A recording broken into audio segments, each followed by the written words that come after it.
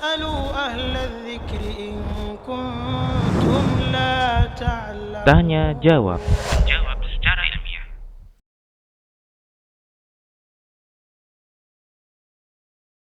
Baik, jadi kalau kita melihat hal ini ya, jadi di sini sebenarnya ada dua poin. Pertama preventif, yang kedua kuratif ya. Jadi yang pertama wiqayah, yang kedua ilaj.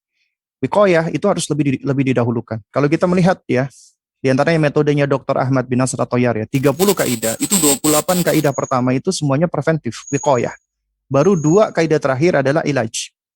Nah, artinya di sini pendidikan itu kita harus lebih mendahulukan yang namanya wiqayah, perlindungan, melindungi anak dari ya hal-hal yang dapat membawa kepada keburukan. Kita tahu sekarang kita berada di zaman digital, zaman internet dan misalnya di mana maklumat yang datang itu adalah begitu masifnya sehingga ya begitu sangat sulit bagi kita untuk bisa misalnya ya aktif untuk menfilter dan seterusnya. Nah, karena itu ya yang harus kita lakukan adalah kita membangun namanya perlindungan khususnya di dalam rumah. Artinya begini, kita tahu nih ya, kayak media-media informasi itu adalah bermanfaat tapi juga bermadharat, bahkan banyak madharatnya apalagi untuk anak-anak kita. Nah, karena itu misalnya kita di rumah ada TV, ya, itu kita harus bikin aturan yang jelas. Misalnya channelnya itu udah kita filter nggak atau kita kunci nggak boleh channel yang lain. Kemudian ada waktu-waktu atau ada jam-jamnya. Kemudian juga handphone. Anak nggak boleh kita kasih handphone. Tapi kebanyakan para orang tua sekarang, anak masih usia 3 tahun, 4 tahun sudah dikasih handphone, ini punya kamu, diberikan orang tuanya. Nah itu berarti orang tua tanpa sadar sudah memfasilitasi anak itu kepada ya suatu hal yang sangat membahayakan buat anak-anak ketika sudah diberikan handphone.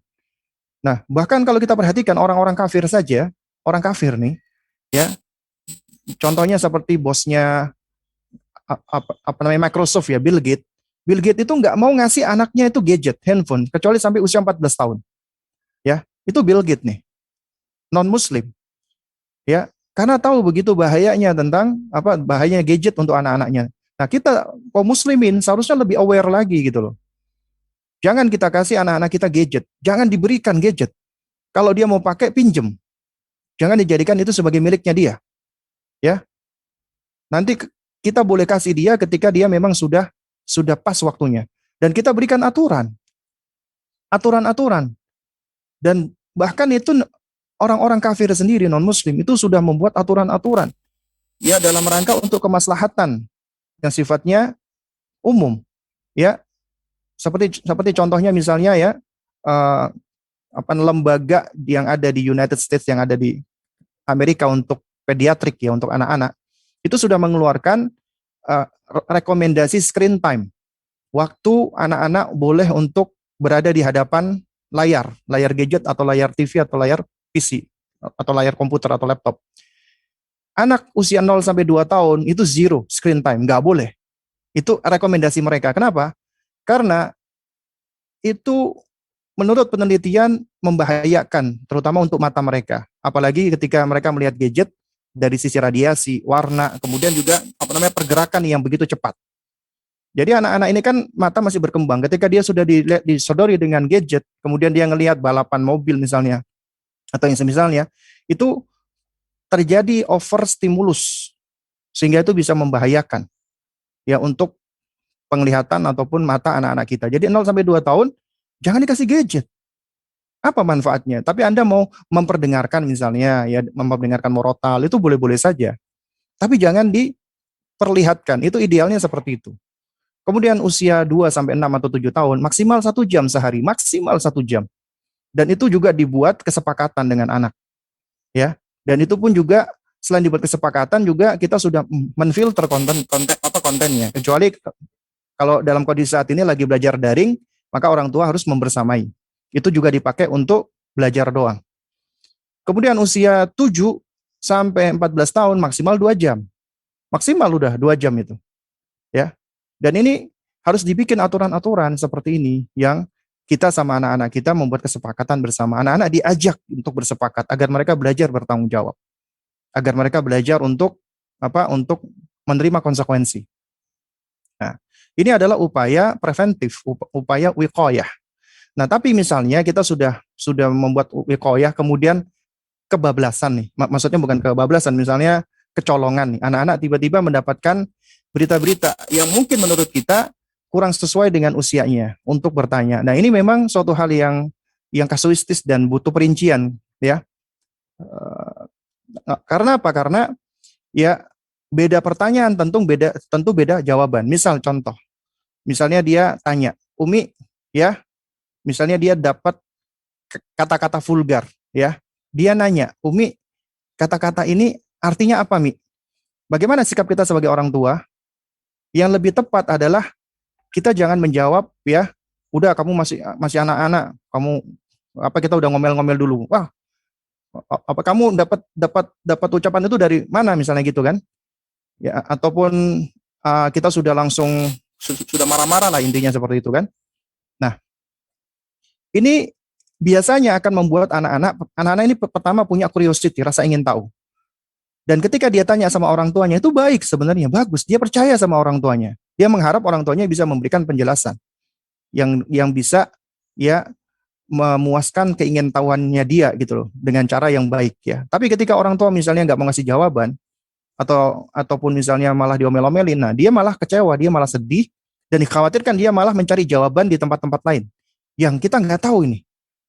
Ya, jawabannya seperti apa? Itu malah lebih berbahaya lagi. Karena itu kewajiban kita adalah ketika kita ditanya dan kita tahu jawabannya, kita terangkan, kita jelaskan. Ya, dengan bahasa yang kita usahakan ya bisa dipahami oleh anak-anak kita. Nah, kalau kita tanya tentang bagaimana kiatnya ngomong kepada anak-anak, tentunya tiap orang tua beda-beda, tiap anak beda-beda. Ini adalah suatu hal yang bisa kita kita raih ya kemampuan seperti ini dengan cara kita belajar dan kita terus trial and error, kita praktek di situ ya. Dan belum tentu ya ketika orang tua dia memiliki kemampuan untuk berbicara dengan anaknya, ya anaknya dia itu kemudian dipelajari oleh orang tua lain, kemudian dipraktekkan ke anaknya efektif, itu juga suatu hal yang belum tentu gitu loh, karena banyak faktor yang mempengaruhi. Jadi intinya ketika anak bertanya, maka jelaskan sesuai dengan kenyataan, tanpa berbohong, tanpa tanpa kita apa namanya istilahnya itu kita ya intinya bohong ya. Jadi jangan sampai kita bohong atau jangan sampai kita memberikan informasi yang salah ataupun yang keliru. Bedanya kita berikan informasi kepada mereka itu ya apabila itu memang belum usianya itu secara global saja. Contoh misalnya, Umi, uh, apakah benar Mi kalau kalau aku dulu itu dilahirkan dari Umi keluar dari tempat pipisnya Umi. Nah ini ada loh anak-anak yang tanya seperti itu, ya. Jadi apa keluar dari tempat pipisnya Umi, misalnya seperti itu ya. Dia nanya. Nah ini sebenarnya adalah pertanyaan yang orang tua nggak perlu khawatir. Kita terangkan aja apa adanya. Ya memang benar nak, kamu dulu tumbuh di perutnya Umi. Umi ini Allah berikan rahim. Kamu berkembang di perutnya Umi selama 9 bulan, kemudian kamu dilahirkan. Ya memang benar, kamu dilahirkan keluar dari itu. Apa kita bahasakan dengan bahasa yang mudah buat mereka. Misalnya dari apa yang sama dengan tempat pipisnya Umi, misalnya seperti itu ya. Itu jelaskan, ya. Duh, Umi itu terus apa nggak sakit? Sakit. Jadi kita jelaskan supaya anak ngerti gitu loh, ya. Dan ini adalah kita memberikan maklumat kepada mereka. Kemudian kalau mereka tanya, Umi, lalu bagaimana Mi? Kok aku bisa ada di perutnya Umi? Misalnya seperti itu yang nanya. Ya kita jelaskan. Yang pertama adalah Allah Subhanahu wa taala itu memberikan karunia kepada Abi sama Umi. Pertama, Allah karuniakan kepada Umi ya Abi kamu. Jadi kita menunjukkan kita menyayangi pasangan kita. Abi itu adalah karunia yang Allah berikan untuk Umi. Abi sama Umi Allah berikan kasih sayang. Abi sama Umi saling menyayangi. Nah, buah dari kasih sayang Abi sama Umi, kita jelaskan global saja. Itu adalah apa? Adalah akhirnya Allah berikan kamu.